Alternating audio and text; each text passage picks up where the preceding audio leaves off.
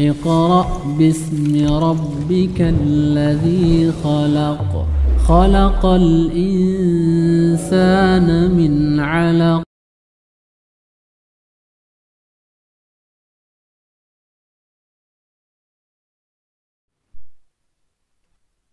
Assalamualaikum warahmatullahi wabarakatuh. Selamat berjumpa para pemirsa yang budiman di mana saja Anda berada, bersama Bapak Dr. Andes Haji Iswan Muhammad Isa dalam kajian-kajian beliau, dan kajian yang ke-31, episode 31, telah dijelaskan tentang pemikiran as-syaitani yang terdapat pada diri oknum, baik itu manusia maupun jin. Dan juga dijelaskan tentang istilah syaitan yang sering berlawanan dengan istilah ar-Rahman. Tentu ada pemikiran syaitani dan ada juga pemikiran ar-Rahman. Untuk itu mari kita dengarkan penjelasan pendapat Al-Quran tentang masalah ini. Mohon kepada Pak Iswan untuk menjelaskan. Terima kasih Pak Arifin. Assalamualaikum warahmatullahi wabarakatuh.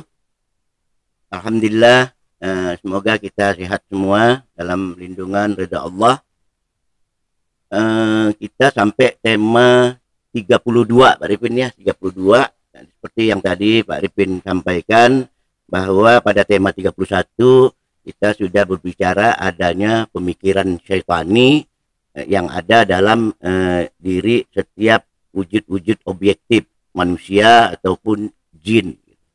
Nah, tadi juga dikatakan bahwa syaitan ini, pemikiran syaitani ini, kemarin sudah kita contohkan juga ayatnya, dia selalu dilawankan dengan Rahman. Nah, hari ini pada tema ini mungkin kita akan melihat apa saja Ar-Rahman itu, gitu, dalam pengertian makna Al-Quran. Kata Ar-Rahman ini berasal dari kata rahimah. Jadi di situ kata rahimah, kata dasarnya itu makna daripada awalnya itu merujuk pada makna yang halus, lembut atau belas kasih. Nah, oleh sebab itu biasa kita terjemahkanlah Ar-Rahmanir Rahim itu kasih dan penyayang, begitu. Nah, ini kata Ar-Rahman. Nah, kata Ar-Rahman tadi ini digunakan di dalam Al-Quran. Ada beberapa bentuk, atau kita katakan ada beberapa bentuk, 2 atau 3 bentuk. Yang pertama, Ar-Rahman ini menunjuk pada makna subjektivitas Allah, yang artinya dia yang disebut sebagai asma, termasuk di dalam Asmaul Husna. Nah, ini misalnya kita lihat misalnya di dalam kata yang sering kita ucapkan, Bismillahirrahmanirrahim. Jadi dengan asma Allah yang Ar-Rahman dan Rahim. Nah, ini makna yang pertama. Makna yang kedua tadi sudah kita katakan bahwa dia berasal daripada kata dasar rahimah. Berarti ketika kita menyatakan ketika dinyatakan Ar-Rahman, berarti kan ada huruf nun di situ. Nah, berarti huruf nun ini datang kemudian, bukan makna dasar daripada kata dasar rahimah. Nah, huruf nun ini biasanya menunjukkan pada pembedaan-pembedaan. Nah, di dalam konteks ini kata Ar-Rahman ini dia menunjukkan adanya suatu proses dari perkembangan, dari pertumbuhan, perkembangan dan perubahan yang evolusif, artinya yang dari secara perlahan dia berkembang berdasarkan hukum-hukum wujud. Nah, hukum-hukum wujud ini baik di alam semesta, hukum-hukum yang ada di alam semesta ini, maupun ada di dalam subjektivitas wujud pemikiran kita, gitu. Nah, disinilah yang akan kita bahas, gitu.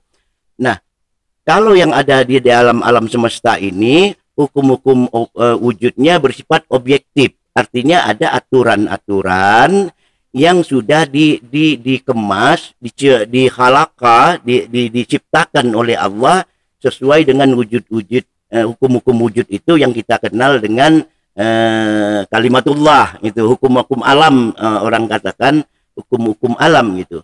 Nah, di dalam secara makna subjektif ini hukum-hukum rahmani ini ada di dalam wujud pemikiran kita, baik wujud pemikiran kita di dalam di dalam kita berpikir, pribadi kita yang timbul, maupun berpikir kita dalam menginterpretasikan hukum-hukum yang ada yang tadi di luar ini gitu. Nah, jadi di sini kita dapat bedakan bahwa pemikiran rahmani ini ada yang timbul dari diri kita, di dalam diri kita, di dalam pemikiran kita, dalam kita berinteraksi dengan wujud-wujud yang di luar.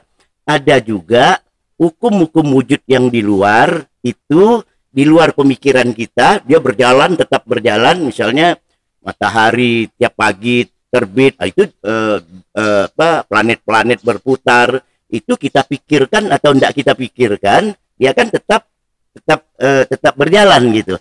Nah, berarti di sini makna Ar-Rahman dalam konteks yang kita bicarakan ini ada makna objektif, yang tadi hukum-hukum yang dia ada hukumnya sendiri, ada makna subjektif yang ada di dalam pemikiran kita, baik itu pemikiran sendiri maupun pemikiran kita yang berinteraksi dengan dunia wujud objektif di luar gitu. Nah, pengertian ini dapat kita lihat misalnya di surah Ar-Rahman. Surah Ar-Rahman itu menunjukkan adanya dua ya, seperti apa yang saya katakan ini gitu. Nah, di surah Ar-Rahman itu dikatakan Ar-Rahman, itulah Ar-Rahman, itulah Rahman. Yang apa itu Ar-Rahman? Allamal Quran, yang mengajarkan kamu Al-Quran. Nah, kita kan belajar Al-Quran. Saya belajar Al-Quran, Pak Arifin belajar Al-Quran kan bukan belajar dengan Allah, bukan belajar dengan, tapi belajar dengan guru kita, belajar dengan informasi-informasi yang bisa kita terima gitu. Nah, ini artinya pemikiran kita ini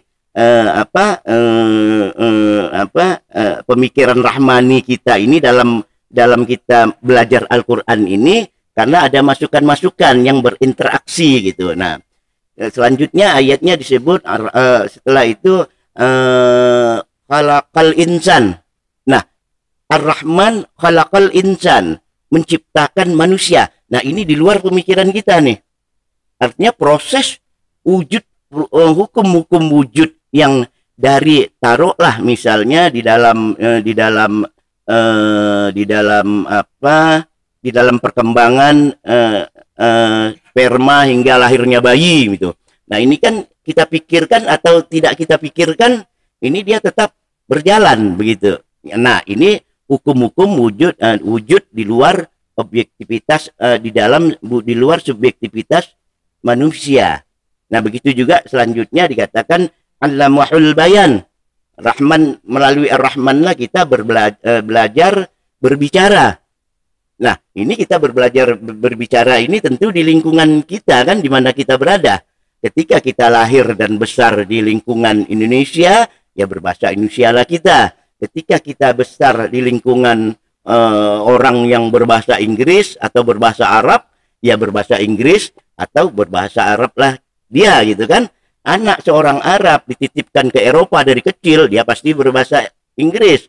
Anak orang Inggris lahir dititipkan ke Arab, dia akan berbahasa Arab.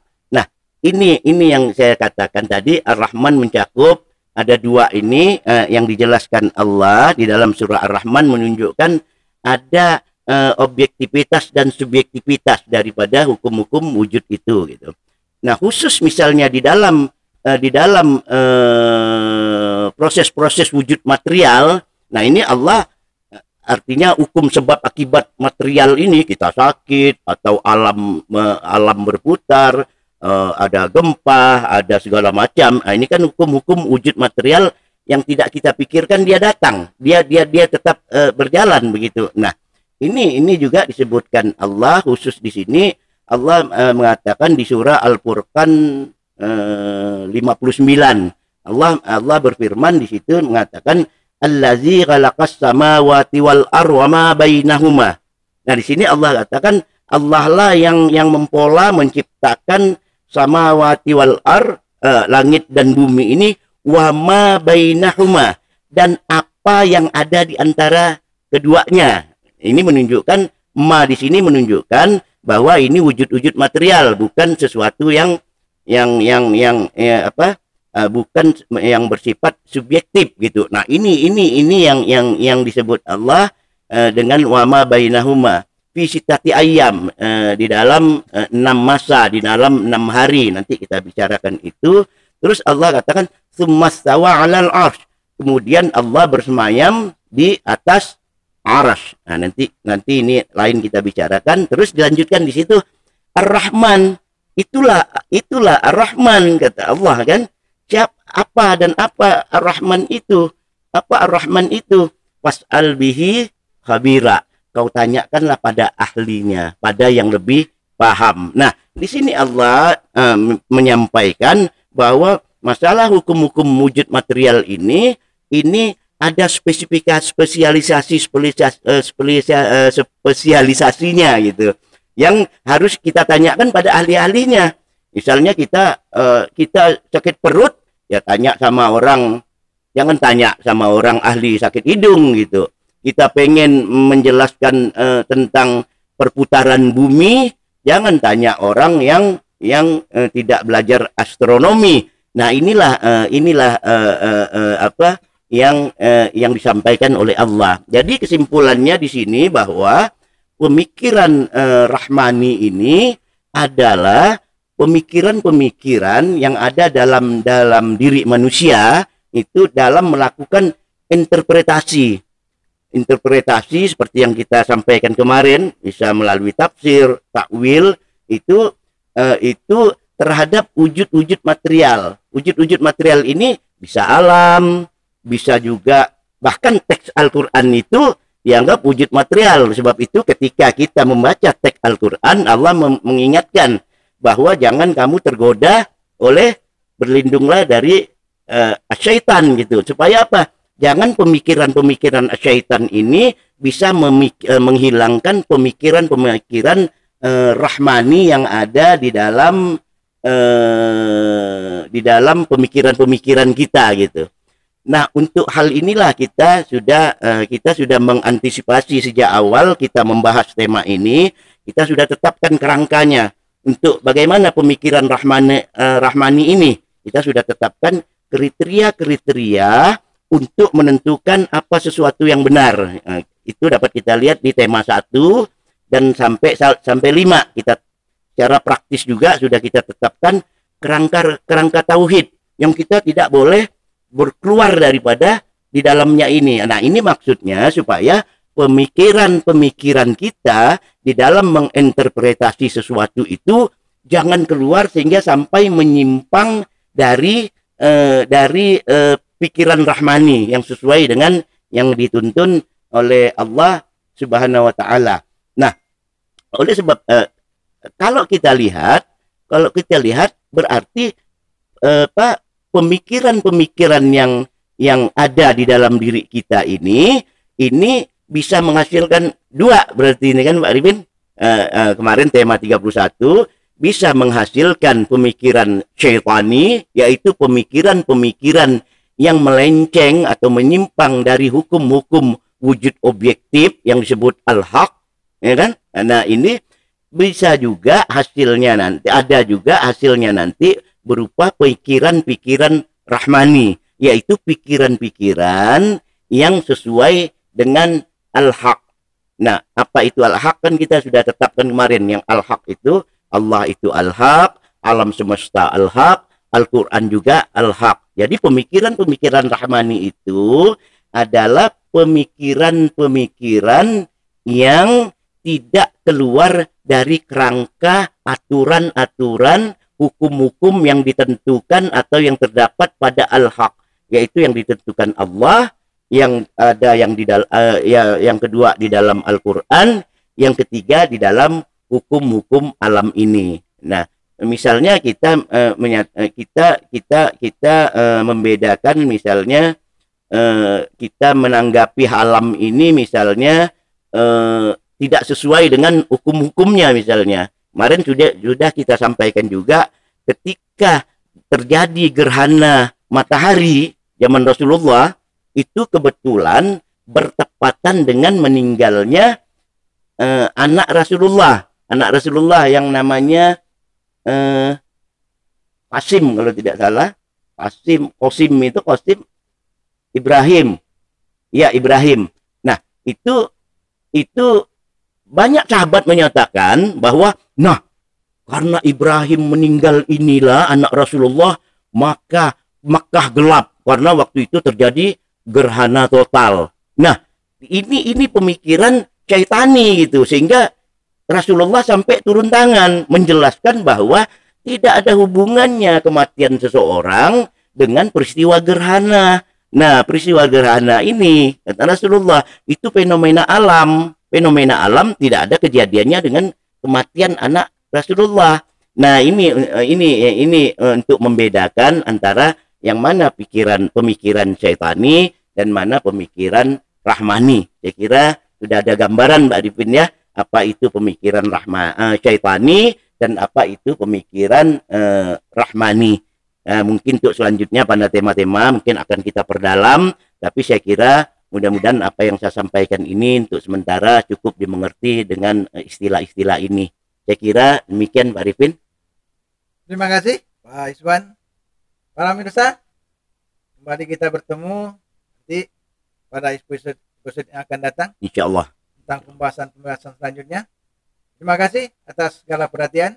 Wabillahi taufiq wal hidayah. Assalamualaikum warahmatullahi wabarakatuh. Waalaikumsalam warahmatullahi wabarakatuh.